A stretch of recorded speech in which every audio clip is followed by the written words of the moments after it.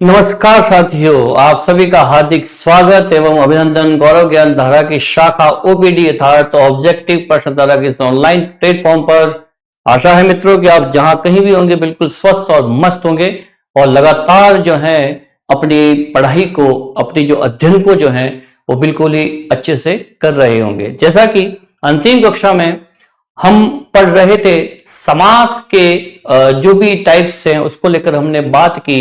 सर्वप्रथम हमने अव्ययीभाव समास, तत्पश्चात तत्पुरुष समास को पढ़ा और कल कल जो है हमने मित्रों यहाँ पर आपके सामने द्वंद्व समास को जो है बताने का प्रयास किया और साथ ही जो है बहुव्रीहि समास को भी उसकी पहचान, उसके नियम, उसके लक्षण और तमाम उदाहरणों के माध्यम से उन नियमों को पुष्ट करने का प्रयास किया। उम्मीद है कि आप उन्हें बेहतरीन तरीके से समझ पा रहे होंगे और लगातार प्रयास करते हुए उसी प्रकार के और भी जो उदाहरण हैं उनको पुष्ट कर अपनी तैयारी को जो है वो मजबूत कर रहे होंगे। तो लीजिए मित्रों, आज हम चल रहे हैं उससे भी कुछ आगे वाले जो दो भेद शेष बचे थे जो उनको लेकर आज बात करने वाले। जैसा कि आपको यहाँ पर थंबनेल के अकॉर्डिंग से पता चल रहा होगा कि द्विगु समास और कर्मधारय समास को लेकर, इस संकल्पनाओं को लेकर आज हम बेहतरीन तरीके से इस कक्षा को यहाँ पर इस कक्षा का हम अध्ययन करने वाले हैं। तो कल की अंतिम कक्षा में जो हमने आपके सामने द्वंद्व समास और बहुव्रीहि समास के जितने भी एग्जाम्पल देखे, इसमें द्विगु समास में मैंने आपको जो द्वंद्व समास है उसमें आपको इतरेतर, समाहार और वैकल्पिक द्वंद्व के भी उदाहरण पुष्ट करने का प्रयास किया। उस कंसेप्ट को आपने भली भांति समझा होगा। और यहाँ पर बहुव्रीहि समास के भी जो दो पदों के प्रधान होते हुए, न पदों होते हुए एक तीसरे पद को जो है एक अन्य पद को वो संकेत करता है, एक नए शब्द का निर्माण करता है, उसको भी आपने यहाँ पर भली भांति परखा होगा, देखा होगा, जांचा होगा। तो लीजिए मित्रों, आज की कक्षा का शुभारंभ करते हैं और बात करते हैं द्विगु समास को लेकर और कर्मधारय समास को लेकर। इसकी पहचान, इसके नियम, इसके लक्षण और तमाम उदाहरणों के माध्यम से उन नियमों को पुष्ट करने का प्रयास हम इस प्लेटफॉर्म के माध्यम से करेंगे। तो लीजिए आज की कक्षा का आरंभ करते हैं। द्विगु समास, द्विगु समास को लेकर हम बात कर रहे हैं। इसमें सबसे पहले इसकी परिभाषा ध्यान रहे, इसका पहला पद जो है हमेशा संख्यावाची हो सकता है, उत्तर पद प्रधान रहता है। देखिए द्विगु समास में पहला पद संख्यावाची, हमेशा ध्यान रखना जब भी अंकों से संबंधित कोई बात आती है, कोई संख्या से संबंधित कोई बात आती है तो वहां पर जो है द्विगु समास होने के फुल चांसेस रहते हैं। ध्यान रहे, पहला पद संख्यावाची, पहला पद संख्यावाची और उत्तर पद प्रधान, इन दो बातों को विशेष ध्यान रखना है। उत्तर पद प्रधान, पहला पद संख्यावाची और उत्तर पद प्रधान होता है। यह तत्पुरुष समास का ही एक भेद है। ध्यान रखें, यह तत्पुरुष समास का ही अपने आप में एक भेद है जो द्विगु समास के नाम से कहा जाता है। कई बार इस प्रकार के भी क्वेश्चन रहते हैं जो आपकी थ्योरी के अकॉर्डिंग वर्क करते हैं। तत्पुरुष समास का ही एक भेद, तत्पुरुष समास का ही एक भेद। जिस समास में पहला पद संख्यावाचक हो, दोनों पदों के बीच विशेषण विशेष्य का संबंध हो। ध्यान रखना, जो दोनों पद होंगे उनमें विशेषण विशेष्य का भी जो है वो भाग रहे, विशेषण विशेष्यक भी रहे और समस्त पद समूह का ज्ञान कराए, उसे द्विगु समास कहते हैं। समस्त पद समूह का एक कहीं ना कहीं समस्त पद जो है, जो सामासिक पद है, वो यहां पर जो है एक समाहार अर्थात कह सकते हैं एक समूह का ज्ञान करवाए। किसका? एक ग्रुप का जो है पूरा आपको ज्ञान कराए। अगर वहां पर समूह का भाव निकलता है तो वो ऐसी कंडीशन में जो है हमेशा वो द्विगु समास का ही एग्जाम्पल रहेगा। जैसा कि सामान्य सी बातें हैं, यहां पर विशेष बात समझने की जरूरत नहीं है। सीधी सी बात, इस कंसेप्ट को समझे कि ये एक तत्पुरुष समास का ही एक भाग है। पहला पद संख्यावाची होगा और उत्तर पद इसमें प्रधान रहेगा और सामासिक पद जो है वो मिलकर एक समूह का बोध कराए। किसका कराए? समूह का बोध कराए। वहां पर जो है वो द्विगु समास का ही एग्जाम्पल रहेगा। एग्जाम्पल के माध्यम से इस समास को हम पुष्ट करते हैं।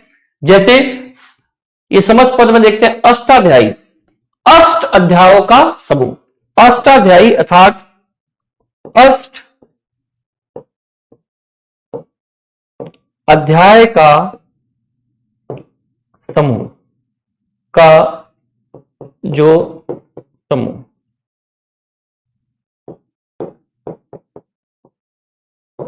अष्ट अध्याय का जो है समूह, अठन्नी 8 आनों का समूह। यहां पर हम सिर्फ ये लिख सकते हैं अष्ट अध्यायों का अध्याय का समूह।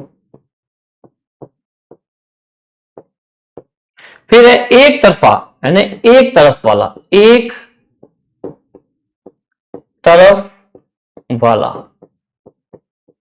इस तरीके से हमने यहां पर द्विगु समास को पढ़ा। सीधी सी बात, सीधा कंसेप्ट लेना है कि पहला पद संख्यावाची हो और दूसरा पद इसमें प्रधान रहता है, उत्तर पद इसमें प्रधान रहता है। तत्पुरुष समास का ही एक एक भाग है। और यहां पर जो है हमने बात की कि दोनों पदों के बीच में विशेषण विशेषण का संबंध और समस्त पद समूह का बोध कराएगा। क्या कराए?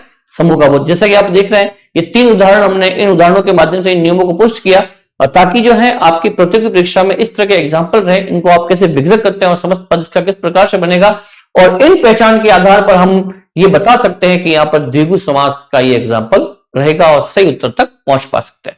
देख ले, आगे चलते हैं।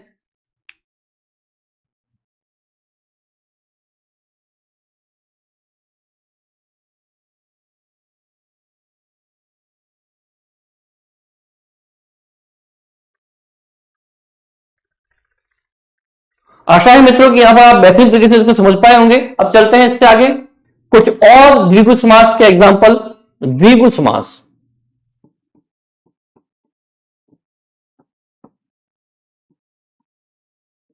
अब देखिए चतुर्वेदी 4 वेदों का समूह, 4 वेदों का समूह। फिर है चवन्नी 4 आनों का समूह।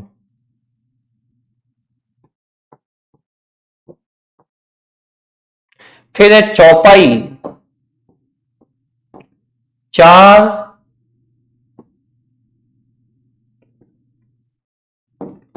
पदों का समूह। फिर है चौकोर 4 कोर अर्थात कोने, 4 कोने का समूह। तिरंगा 3 रंगों का समूह, 3 रंगों का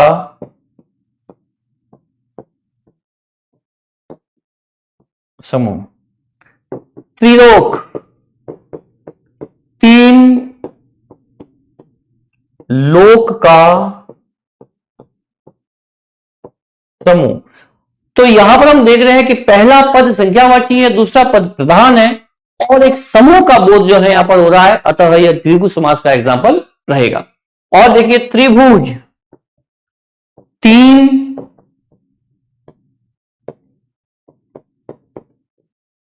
भुजाओं का समूह। फिर है दुपट्टा, यहां पर लेता हूं मैं इनको, दुपट्टा को, दुपट्टा और दुनाली, दुपट्टा और दुनाली।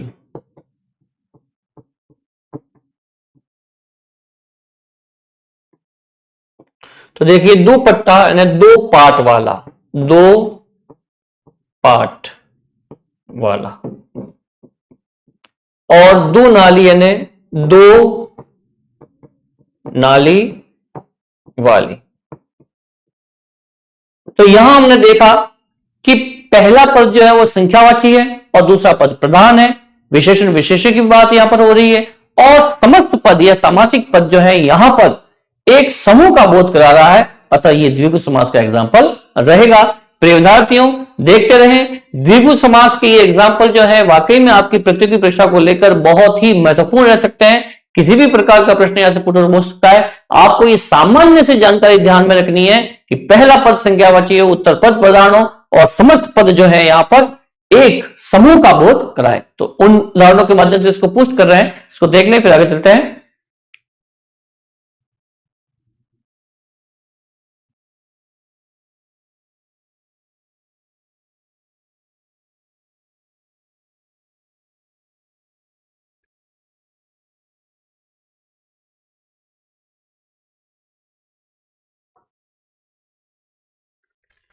उम्मीदें हैं कि आप इसे देख पा रहे होंगे बेहतरीन तरीके से। इसका स्क्रीनशॉट वगैरह जो भी है, जब भी मैं आपको टाइम देता हूं ले लें आप।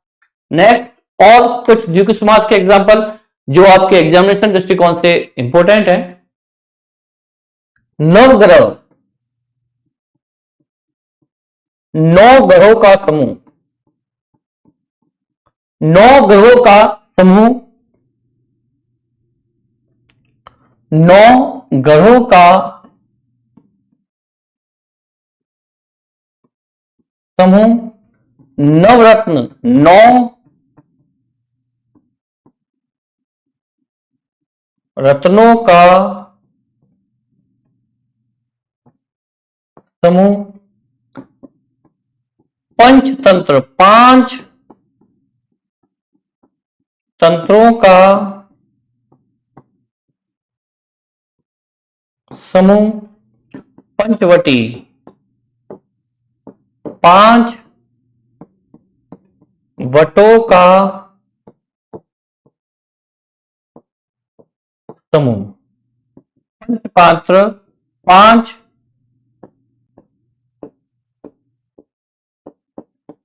पात्रों का समूह, शतरंग, 7 रंगों का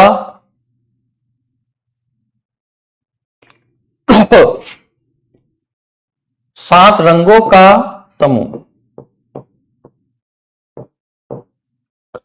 सतसई, 700 पदों का समूह,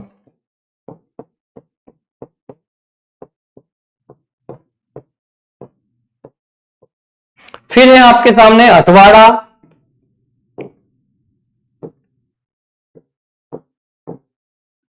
अठवाड़ा अर्थात 8 वारों अर्थात दिनों का समूह का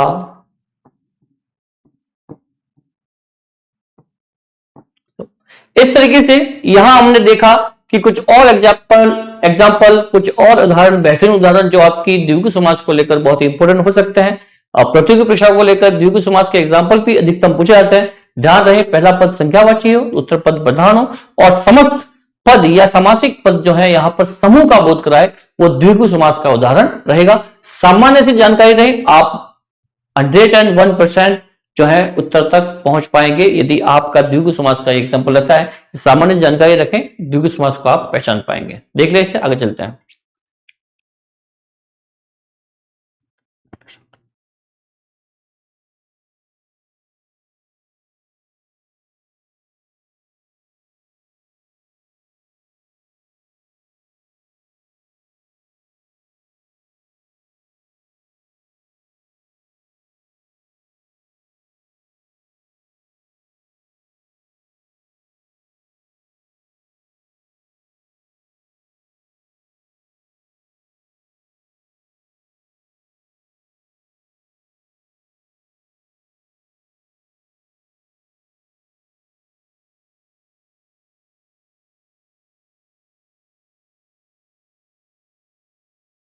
आशा है यहां पर इस कंसेप्ट को आप भली बात समझ पा रहे होंगे। अब हम चल रहे हैं यहां पर द्विगु समास आपका जो है प्रिविधार्थ क्लियर होता है, कंप्लीट होता है। यहां पर मैंने कुछ नियम, इसके जो सामान्य जानकारी है, जो पहचान है, इसकी विशेषताएं हैं, उनको लेकर बात की। अब हम चलते हैं आपके कर्मधारय समास। जो ध्यान रहे कि आपके समास में छठा अंतिम जो है यहां पर समास रहेगा। कर्मधारय समास। अब देखिए सर्वप्रथम इसके लक्षण, इसके नियमों को और अपन चलते हैं ताकि इसको भली भांति हम समझ पाए और उन नियमों के आधार पर उदाहरणों को पुष्ट करेंगे ताकि कर्मधारय समास से संबंधित यदि कोई भी प्रश्न जो है जो प्रतियोगी परीक्षाओं में यदि पुटअप होता है तो उसे हम आसानी से हल कर पाए, उसके उत्तर तक पहुंच पाए। समानाधिकरण तत्पुरुष, देखिए कर्मधारय समास, समानाधिकरण तत्पुरुष अर्थात कर्मधारय समास, ध्यान रखें समानाधिकरण तत्पुरुष भी कहते हैं इसे और ये कर्मधारय समास भी कहते हैं। दोनों में से एक या दोनों ही उदाहरण में इसके ध्यान रखें। फिर जिस तत्पुरुष समास के विग्रह में दोनों पदों के साथ एक ही विभक्ति आती है, दोनों पदों के साथ में क्या हो कि एक ही विभक्ति हो, कर्ता कारक की, दोनों ही अपने कर्ता कारक के रूप में यहां पर विभक्ति के साथ रहे, उसे समानाधिकरण तत्पुरुष अथवा कर्मधारय समास कहते हैं। उसे समानाधिकरण तत्पुरुष समास या फिर कर्मधारय समास भी कहेंगे। ये इसका एग्जांपल रहेगा क्या है कि जिस तत्पुरुष समास के विग्रह में दोनों पद एक साथ एक ही विभक्ति के साथ एक ही विभक्ति आती है, दोनों पदों के साथ में एक ही विभक्ति हो किसकी, कर्ता कारक की, वो जो है हमेशा कर्मधारय समास का एग्जांपल रहेगा। फिर देखिए जिस समस्त पद का उत्तर पद प्रधान हो तथा पूर्व पद एवं उत्तर पद में विशेषण विशेष्य अथवा उपमान उपमेय अथवा उपमान उपमेय, ध्यान रहे विशेषण और विशेष्य, फिर है आपके उपमेय और फिर है आपका उपमान। अगर ये यहां पर इस टाइप से जो है आपके समक्ष उन दोनों ही विभक्तियों में उत्तर पद और पूर्व पद में इस प्रकार की स्थिति बनती है तो वो हमेशा कर्मधारय समास का एग्जाम्पल रहेगा। विद्यार्थियों ध्यान रखें, यहां पर मैं क्या कह रहा हूं, विशेषण विशेष्य और उपमेय और उपमान, अगर ये दोनों ही कपल यहां पर बनते हैं, ये अगर ट्वीट यहां पर क्लियर होता है तो अगर ये इस तरीके से आपके सामने एग्जाम्पल रहते हैं तो वो उदाहरण हमेशा कर्मधारय समास के उदाहरण रहेंगे। आगे कर्मधारय समास की कुछ और विशेषताएं हैं जिसको हम डिटेल से पढ़ लेते हैं। कर्मधारय तत्पुरुष समास का ये उपभेद है, ध्यान रखना, ये भी एक तत्पुरुष समास का उपभेद है। तत्पुरुष समास का उपभेद, तत्पुरुष समास का उपभेद कई बार थ्योरिकल क्वेश्चन भी पूछे जा सकते हैं। फिर समस्त पद का उत्तर पद प्रधान होता है, हमेशा समस्त पद में क्या होगा, पूरे पद में उत्तर पद जो है वो प्रधान रहेगा, उत्तर पद प्रधान, ठीक है, उत्तर पद जो है वो प्रधान रहता है। विशेषण विशेष्य और यहां पर दोनों पदों में एक साथ कर्ता कारक विभक्ति होगी, वो हमेशा कर्मधारय समास या समानाधिकरण जो है वो समास रहेगा, तत्पुरुष समास रहेगा। ये सामान्य जानकारी यहां पर कर्मधारय समास की ध्यान रहे, खासतौर से विशेषण विशेष्य और उपमेय उपमान मैं और डिटेल से बताने का प्रयास करता हूं, जब तक देख लें इन विशेषताओं को पढ़ें और इनकी डिटेल से विशेषताएं अपन आगे पढ़ेंगे।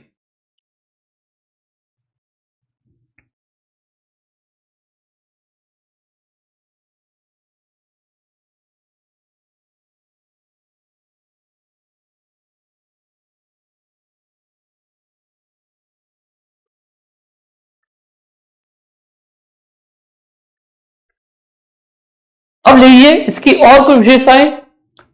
अब देखो दो विशेषताएं हम पढ़ चुके हैं। फिर पूर्व पद मुख्यतः विशेषण होता है और इसके दोनों पद विग्रह करने पर कर्ता कारक में ही रखे जाते हैं। ध्यान रखना कि पूर्व पद ज्यादातर जो है वो क्या होगा, विशेषण ही होगा, अधिकांशतः विशेषण ही रहेगा।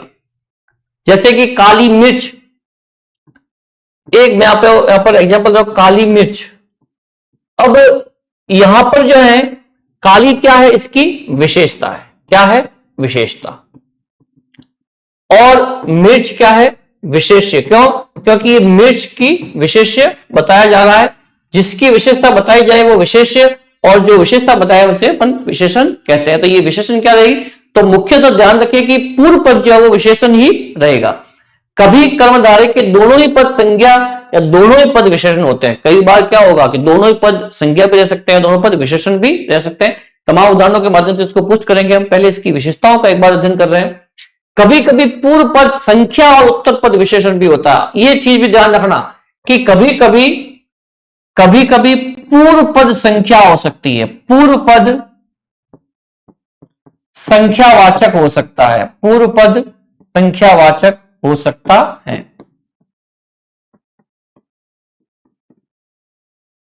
ये चीज भी ख्याल रहे। और उत्तर पद विशेषण होता है।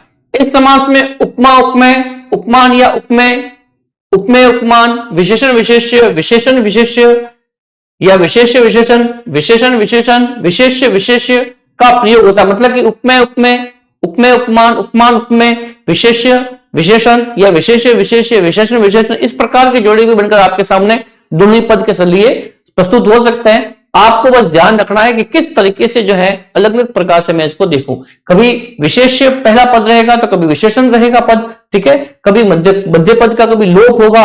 इस प्रकार से अलग अलग प्रकार से, कभी उपमेय पहले है तो कभी उपमान पहले है। इस प्रकार से किसी भी प्रकार से उदाहरण आपके समक्ष हो सकते हैं। ध्यान रहे खासतौर से विशेषण विशेष्य और उपमेय उपमान के जो है अगर ये जोड़े बनते हैं यहां पर तो वो कर्मधारय समास का एग्जाम्पल रहेगा। तथा प्राय दो पद होते हैं और विशेष बात यह है कि दोनों ही पद एक ही विभक्ति कर्ता कारक का प्रयोग होता है। ये चीज का ध्यान रखना कि कर्ता कारक की विभक्ति रहेगी। दोनों पदों में एक ही विभक्ति अर्थात कर्ता कारक, का कर्ता कारक की विभक्ति रहेगी। इस तरीके से हमने देखा यहां पर, और ये थी मुख्य विशेषताएं। फिर हम बात करते हैं इसकी और कुछ विशेषताओं को लेकर, जो मुख्य विशेषताएं उसको डिटेल से समझने का प्रयास करते हैं और फिर तमाम उदाहरणों के माध्यम से उसको पोस्ट करने का प्रयास करते हैं। देखने से आगे चलते हैं।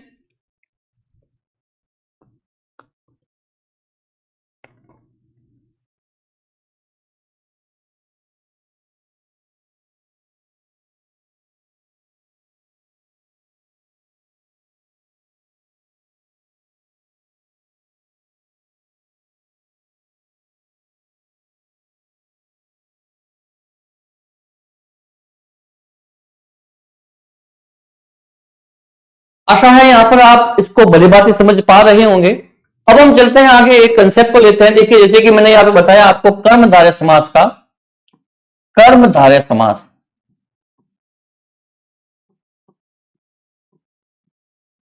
कर्मधारय समास में जैसा कि आपने देखा कि दोनों पदों में एक विभक्ति अर्थात कर्ता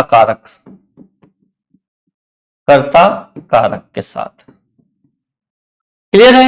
फिर है आपके उपमेय और उपमान। उपमेय और उपमान को देखेंगे हम, जिसमें जिस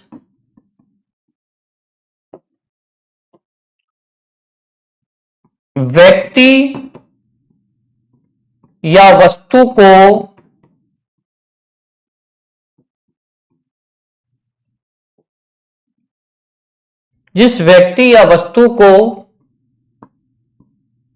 उपमा दी जा रही हो,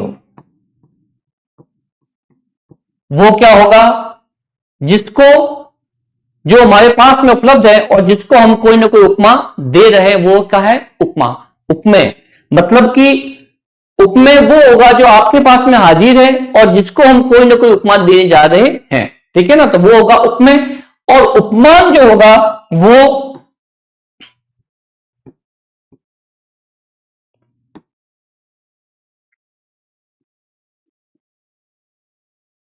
जिस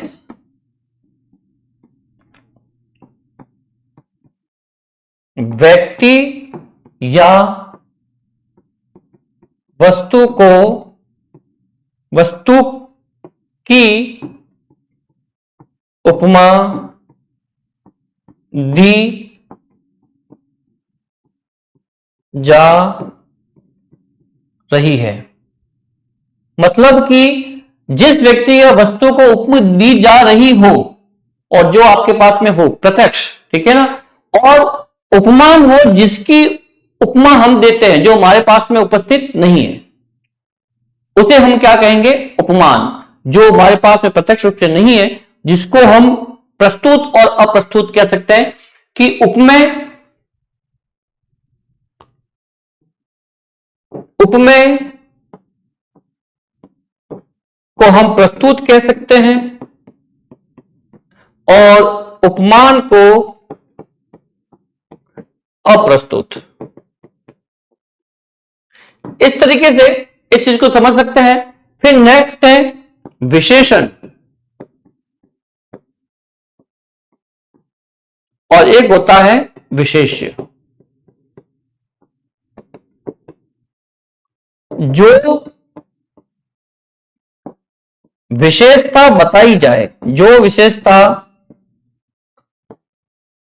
बताई जाए वो तो हो गया विशेषण। और जिसकी विशेषता बताई जाए, जिसकी विशेषता बताई जाए वो विशेष्य होता है। इस तरीके से हम देख सकते हैं कि विशेषण, विशेष्य और उपमेय उपमान किस तरीके से कार्य करते हैं। और यहां पर मैंने आपको बात बताई कि उपमेय उपमान का किस प्रकार से जो है ये कंसेप्ट रहता है और हमें उन दोनों ही पदों में ये चीजें ढूंढनी है। यदि उपमेय उपमान है, यदि विशेषण विशेष्य की जोड़ी बन रही है तो वो कर्मधारय समास का उदाहरण रहेगा या समानाधिकरण तत्पुरुष समास का वो क्रियापद जो है वो रहेगा। देख लें इसे, आगे चलते हैं।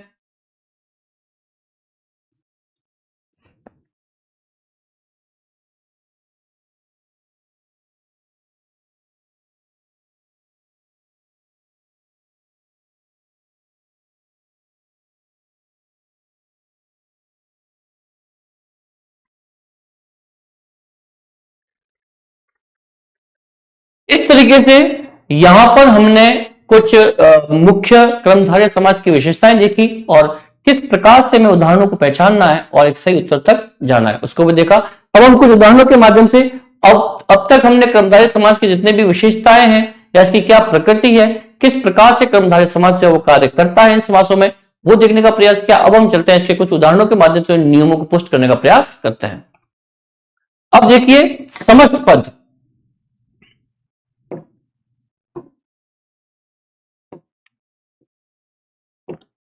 अंधविश्वास, अंधा है जो विश्वास,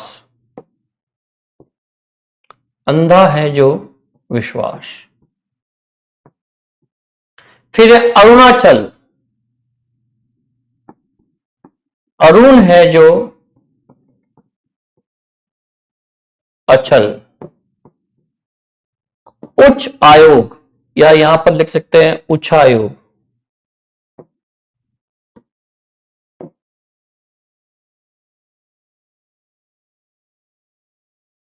सही कर लेते हैं इसे थोड़ा।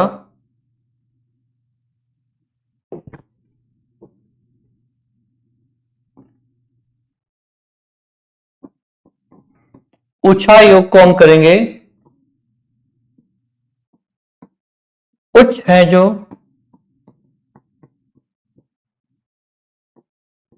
आयोग। फिर एक कदाचार,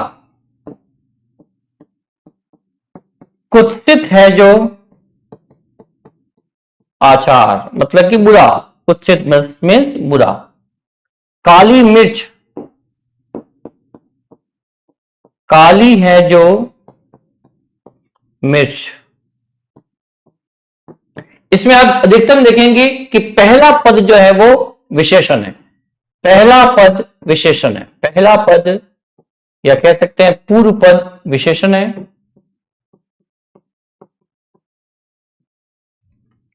कुलक्षण, कुत्सित है जो लक्षण, कुत्सित है जो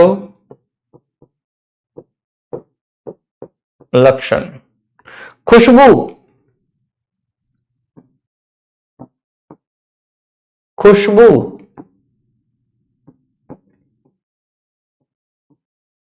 खुश मतलब कि अच्छा है जो बू अर्थात गंध। अच्छी है जो गंध, गंध अच्छी भी हो सकती है और बुरी भी हो सकती है, लेकिन यहां पर खुशबू बताइए। ठीक है, यदि बदबू होती तो वो खराब होती, जैसा कि बद और खुश उपसर्ग रहते हैं, हम ये एग्जाम्पल पढ़ चुके हैं। फिर नव आगंतुक, यहां पर शब्द है नव आगंतुक, नवागंतुक। इसको हम लिखेंगे नव है जो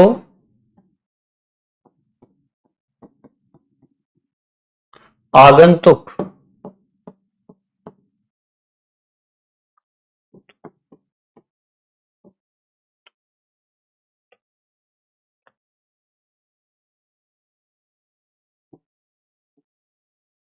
नव है जो आगंतुक।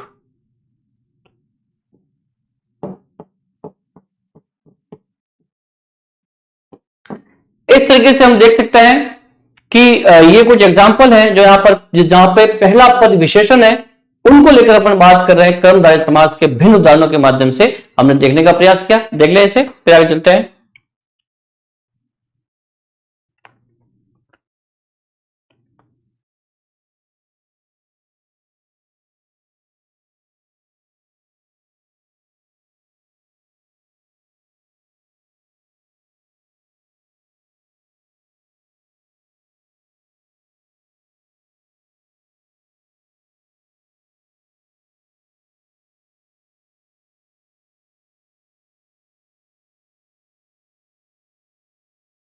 अब आगे चलते हैं। नीलकमल,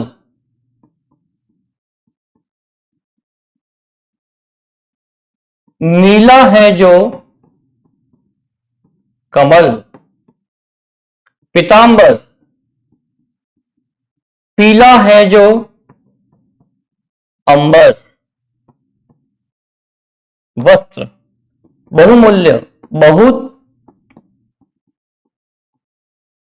है जो मूल्य। महर्षि, महान है जो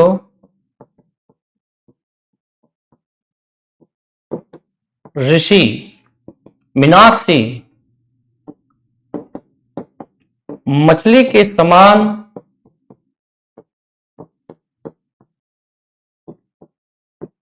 है जो आंख। मीनाक्षी, रक्त, रक्त समान है जो कमल। फिर है लाल कुर्ती, लाल है जो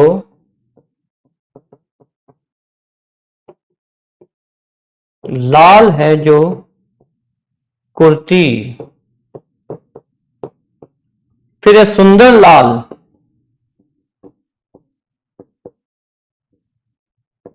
सुंदर है जो लाल। यहां पर आप देखेंगे कि इन सब में पहला पद जो है वो विशेषण है। पहला पद विशेषता लिए हुए है, विशेषण है, अर्थात ये कर्मधारय समास का जो है एग्जाम्पल रहेगा। देख लीजिए, आगे चलते हैं।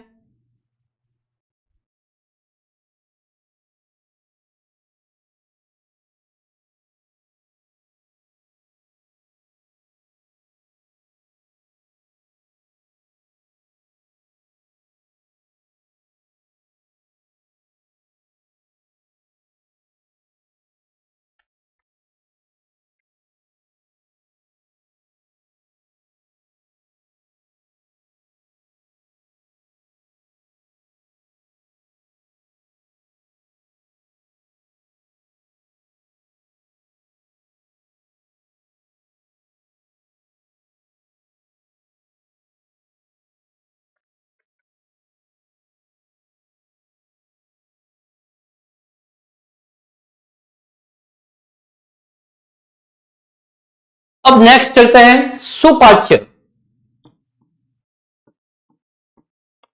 सुष्ट, सुष्ट मतलब कि अच्छा,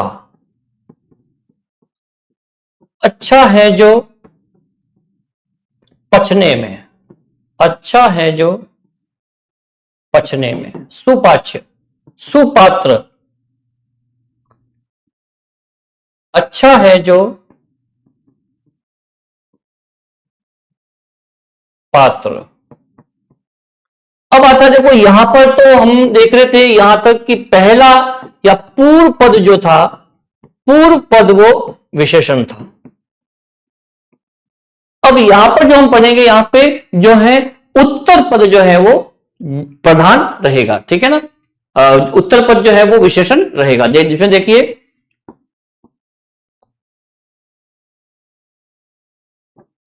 उत्तम है जो पुरुष, उत्तम है जो पुरुष और मुनिवर, वर, वर का मतलब होता है श्रेष्ठ। क्या होता है? श्रेष्ठ। मतलब कि वर है जो मुनियों में। अब यहां आप पाएंगे कि किस तरीके से ये दोनों ही जो है पद, पुरुषोत्तम और मुनिवर में जो है उत्तर पद, उत्तर पद विशेषण है। दूसरा जो है पद वो विशेषण है। वर, उत्तम, ये क्या है? दूसरे ये विशेषताएं हैं। उत्तम, वर, श्रेष्ठ है, तो ये दूसरा पद यहां पर जो विशेषण है। इससे पहले हमने जो भी एग्जांपल लिए थे उसमें पूर्व पद जो है वो विशेषण था। फिर देखिए नेक्स्ट, लाल, सुर्ख लाल। जो सुर्ख है, जो सुर्ख है, जो सुर्ख है, जो लाल, ठीक है ना, जो सुर्ख है जो लाल, इसमें क्या है कि दोनों ही पद विशेषण है, दोनों पद विशेषण। सेम इसमें ही है। श्याम है, जो श्याम है जो सुंदर, जो श्याम है जो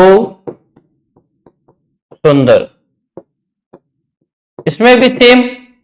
इस तरीके से हम देख सकते हैं यहां पर कि किस तरीके से जो है ये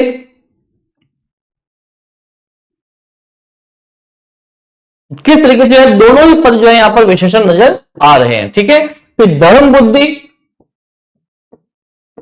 धर्म है जो बुद्धि और मदन है जो मनोहर।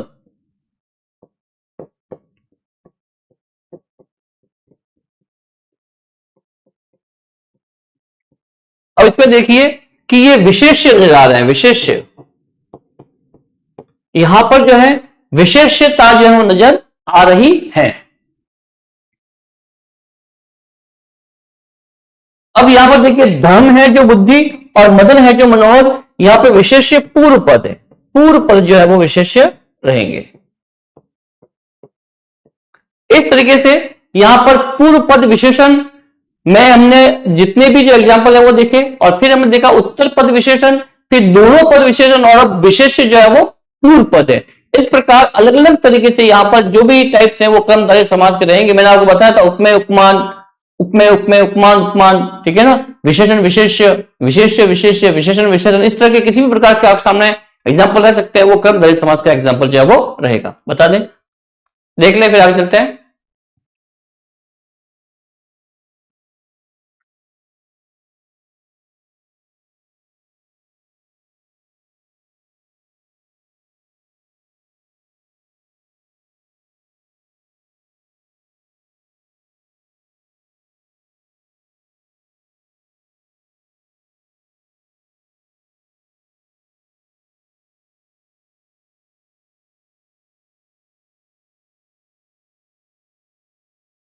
अब चलते हैं यहां के दुर्वाचन, यानी बुरे वचन, बुरे वचन।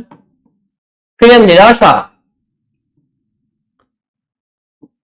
नहीं आशा। फिर है हाथ घड़ी। अब ये दोनों क्या है? अव्यय है। पूर्ण पद, समस्त पद अव्यय है। यहां पे क्या है? समस्त पद जो है वो अव्यय, समस्त पद अव्यय है। और इस तरीके से यहां पर ये कर्मधारय समाज के जो है एग्जाम्पल जो है वो रहता है, ठीक है ना। नहीं आशा मतलब कि आशा से रहित भी लिख सकते हैं इसको अपन।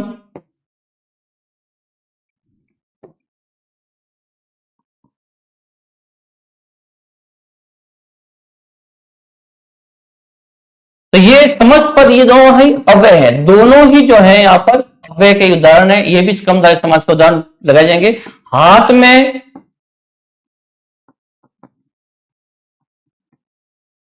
लगाई जाने वाली घड़ी, लगाई जाने वाली घड़ी, इसमें देखो क्या होगा कि मध्य पद का लोप होगा। ये जितने भी चीजें हैं यहां पर ये सारी मिटेगी, और ये मध्य पद लोपी, मध्य पद लोपी शब्द है यहां पर। और इस तरीके से ये भी जो है मध्य पद का लोप होगा, और उसके बाद एक समस्त पद का यहां पर निर्माण होता है। एक नए शब्द का जी जो है वो यहां पर निर्माण रहेगा, और वो भी अपने आप में कर्मधारय समास का एग्जाम्पल रहेगा। बैलगाड़ी, बैलों से चलने वाली गाड़ी, बैलों से चलने वाली गाड़ी। फिर है रेलगाड़ी, रेल मतलब कि पटरी पर चलने वाली गाड़ी। इस तरीके से हम इसको देख सकते हैं। अब देखिए, मैंने आपको सबसे पहले विशेषण बताया, पहला पद विशेषण, फिर दूसरा पद विशेषण, फिर पूर्व पद में विशेष्य भी बताया, और किस तरीके से विशेषण विशेष्य आए, और अब फिर अव्यय वाला बताया, फिर मध्य पद लोभी बताया, ठीक है ना। तो इस प्रकार से ये तमाम उदाहरण जो है कर्मधारय समास को सुस्पष्ट करते हैं। इतने टाइप्स यहां पर रह सकते हैं, इस प्रकार से आपके सामने कर्मधारय के समास के उदाहरण जो है प्रस्तुत हो सकते हैं प्रतियोगी परीक्षा के दौरान। अब देखिए, अब बात करते हैं उपमेय उपमान की। तो जो कमल नयन, कमल के समान नयन, कमल के जैसे नयन या कमल के समान नयन, कमल के समान नयन। अब यहां पर देखिए कि किस तरीके से जो है पहला पद उपमान है, पहला पद उपमान है।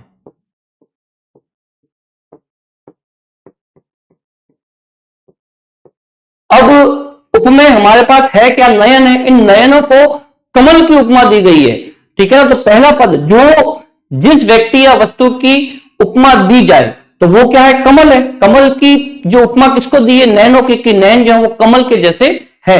तो यहां पर पहला पद उपमान है, ध्यान रखें, यहां पर पहला पद उपमान है। यहां पर भी देखिए मुख कैसा है, चंद्रमा के समान, ठीक है ना।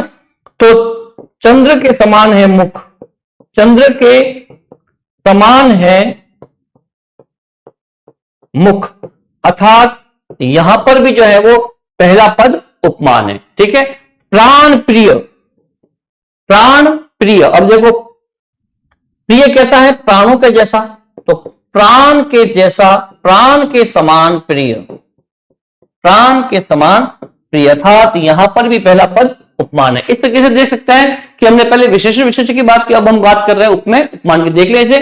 फिर हम चलते हैं कि पहला पद उपमान है, फिर किस तरीके से और उपमेय उपमान में चेंजेस आले जो यहां पर है एग्जाम्पल हम देखेंगे, देख रहे हैं। फिर चले आगे।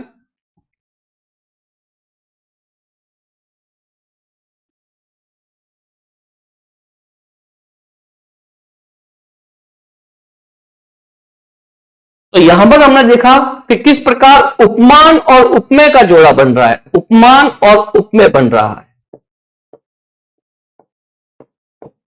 कि किस तरीके से उपमान पहले था, ठीक है। अब हम आगे चलते हैं और देखते हैं और कि नेत्र कमल। अब यहां पर उपमान जो है बाद में आ गया है, अर्थात नेत्र कमल में देखिए क्या बन गया, उपमेय उपमान। अब क्या बन गया, उपमेय उपमान। और यहां पर आप देखिए कि कमल के समान नेत्र, नेत्र हैं कमल जैसे,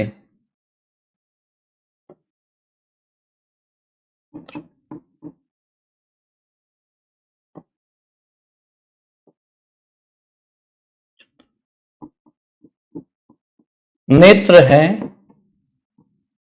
कमल समान। और मुख चंद्र, मुख है चंद्र समान, मुख है चंद्र समान। अर्थात यहां पर आपके मुख और चंद्रमा, देखिए वहां पर क्या था कि चंद्र मुख था और यहां पर है मुख चंद्र, मतलब कि उपमान पहले आगे था और अब पीछे चला गया। तो इस बात से कह सकते हैं कि वहां पर हम उपमान और उपमेय बता रहे थे, यहां पर हम बता रहे हैं उपमेय उपमान। अब ये एक और है पुत्र रूपी धन, पुत्र रूपी धन। ये अवधारणा पूर्वक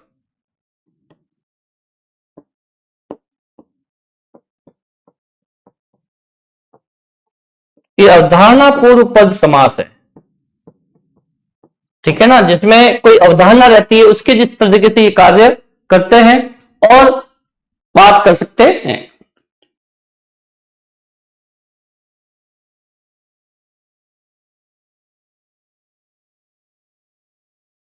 इसको हम इस तरीके से भी लिख सकते हैं कि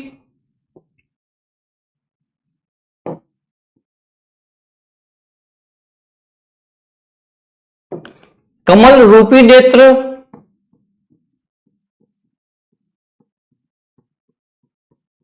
या चंद्र रूपी मुख। इस तरीके से ये उपमेय उपमान और अवधारणा पूर्वक में देखा कि किस तरीके से सबसे पहले विशेषण, फिर विशेष्य, फिर विशेष्य विशेषण,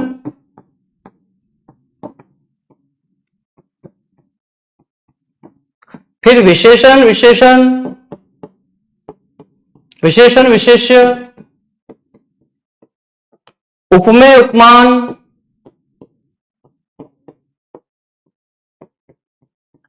और उपमान उपमेय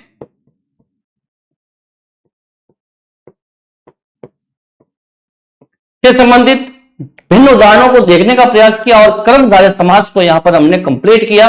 तो आशा है मित्रों कि आज की कक्षा में आपने द्विगु समास और कर्मधारय समास से संबंधित जो भी कंसेप्ट है उसको भली भांति सोचा और समझा होगा।